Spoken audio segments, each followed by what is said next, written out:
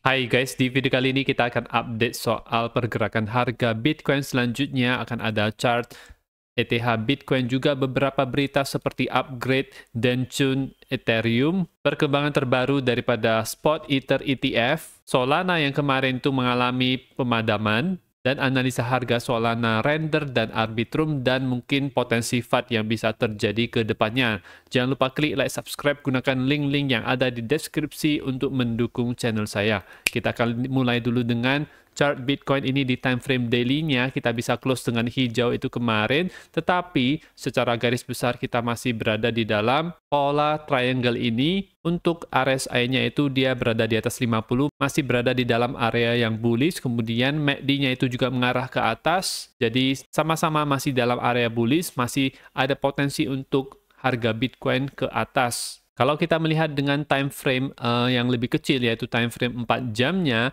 ini dengan jelas kelihatan kalau ini adalah pola triangle, dan belum jelas apakah arahnya ini akan ke atas atau ke bawah, akan tergantung daripada breakout yang terjadi daripada dua garis batas berwarna biru ini. Kalau breakout ke atas, maka kita akan bisa melihat harga Bitcoin itu melewati 44.000 target saya sebelumnya, dan bahkan bisa ke 45 ribuan dan seterusnya. Tetapi kita sudah harus waspada karena sebelumnya itu struktur daripada harga Bitcoin itu sudah patah, di mana garis warna biru yang satu ini itu sempat di breakdown oleh harga Bitcoin dan kita sampai ke 38.500-an, bisa recovery dengan cukup cepat, naik ke atas, ada 5 wave ke atas, bisa ada potensi untuk naik dulu ya teman-teman untuk beberapa hari atau minggu ke depan. Dan kalau misalnya yang kebalikannya terjadi, misalnya terjadi breakdown daripada garis biru yang berada di bawah ini, maka akan membawa harga Bitcoin itu ke sekitar 41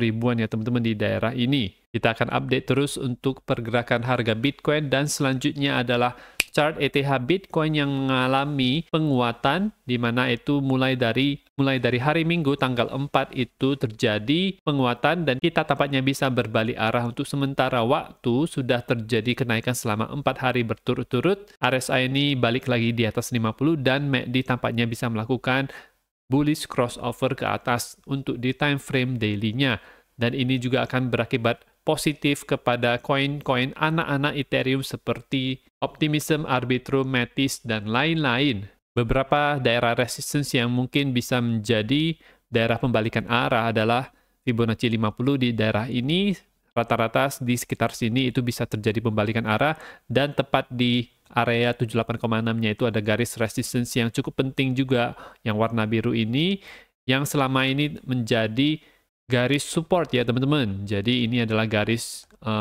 yang cukup kuat juga, bisa menjadi resistance. Kalau misalnya reaksinya itu ada selling pressure cukup besar daripada garis ini, maka bisa ada potensi terjadi pembalikan arah yang cepat ke bawah. Dan kenaikan ini itu dipicu oleh salah satunya adalah upgrade daripada Ethereum, yaitu Denchun Upgrade. Di mana Denchun Upgrade ini itu akan memperkenalkan memasukkan Proto Danksharding kepada jaringan Ethereum dengan bertujuan untuk mengurangi biaya transaksi di blockchain layer 2 dan mengatasi masalah skalabilitasnya. Jadi masih tetap sama ceritanya, tujuan utamanya yaitu untuk mengatasi masalah skalabilitas jaringan Ethereum, di mana inovasi daripada upgrade Denchun ini itu adalah adanya blob yang bertujuan untuk mengurangi biaya rollup di Ethereum mainnet dengan mengkompres data transaksi off-chain.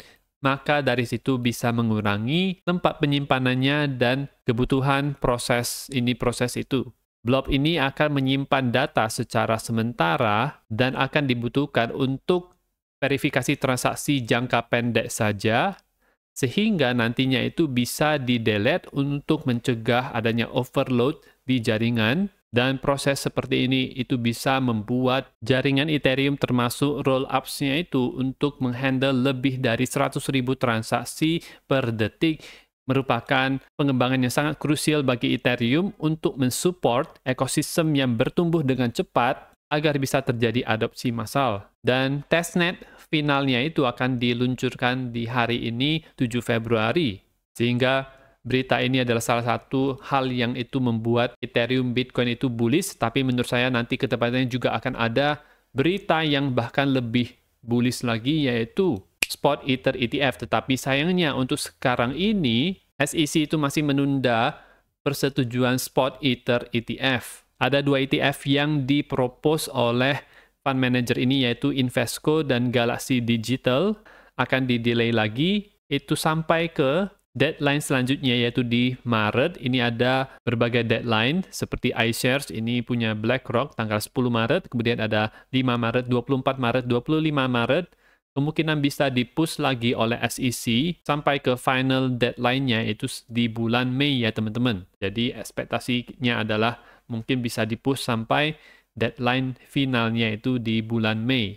Dan kemarin itu, jaringan Solana mengalami pemadaman selama 5 jam. Dan setelah dari situ, itu sudah bisa berjalan dengan normal lagi. Tetapi untuk pergerakan harga koin Solana sendiri, tidak ada banyak perubahan ya teman-teman. Dan menurut saya ini dia sedang berada di wave B-nya. Di mana menurut saya yang ada di sini itu, ini adalah wave A-nya. Kemudian kita sedang mengalami wave B. Jadi bisa naik lagi untuk koin Solana, tetapi setelah selesai daripada kenaikan ini, menurut saya akan ada penurunan selanjutnya lebih rendah daripada harga $80. Nah, naiknya ini menurut saya itu dia bisa ke daerah yang kotak warna merah ini, 108, 116, atau bahkan lebih sebenarnya, mungkin akan membentuk pola double top dari situ. Setelah itu akan turun ya teman-teman. Untuk koin-koin lain juga saya melihat adanya kemiripan dengan pergerakan koin Solana ini masih bisa naik. Salah satunya adalah koin ARB, ini juga dia menurut saya adalah sedang dalam posisi wave B-nya. Jadi kita sudah mengalami wave A, kemudian ini bisa naik dulu. Nah, potensi ke atasnya itu sampai ke berapa? Nah, bisa ke sampai sekitar $2. 2,1 dan 2,2 di sekitar sini ya teman-teman. Dari situ kita akan lihat reaksinya apakah ada selling pressure yang besar. Kalau kita lihat bentuknya juga ini adalah seperti bentuk head and shoulders ya teman-teman, dengan ini shoulder kanannya itu sedang dibentuk. Dan kalau misalnya terjadi breakdown daripada head and shoulders ini, maka bisa membawa harga itu ke daerah 1,1, 1,2 dolar ya teman-teman. Tetapi itu akan menjadi analisa nanti ketika terjadi breakdown tersebut. Dan RSI ini juga berada di atas 50 dengan MACD yang akan melakukan bullish crossover ke atas, sehingga secara jangka pendek bisa naik dulu. Lain halnya itu dengan koin Render ya teman-teman, karena Render ini sudah duluan mencapai daerah 78,6-nya, ada rejection yang terjadi di sini.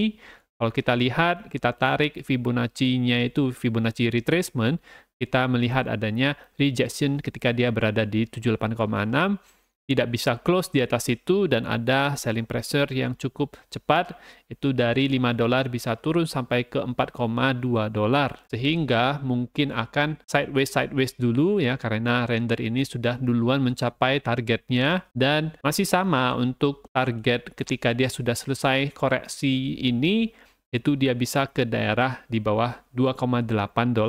Kalau misalnya dia terjadi breakout ke atas daripada 5,2 ini, di mana breakoutnya itu cukup kuat, volumenya itu kuat, dan bahkan ke harga yang lebih tinggi lagi, maka kita akan melakukan analisa ulang.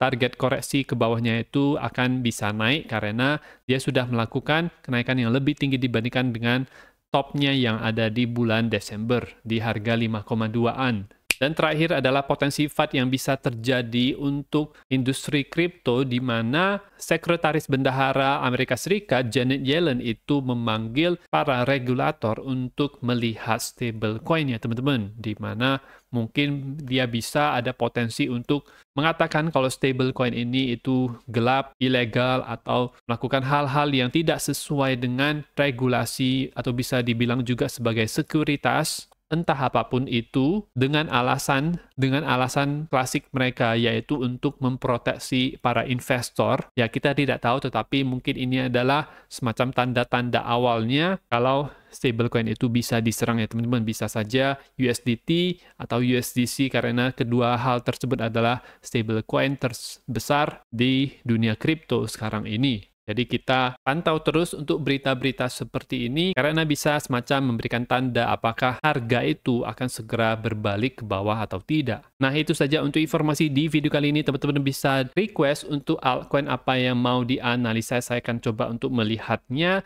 Dan teman-teman jangan lupa untuk klik like, subscribe, gunakan link-link yang ada di deskripsi dan nantikan video saya selanjutnya.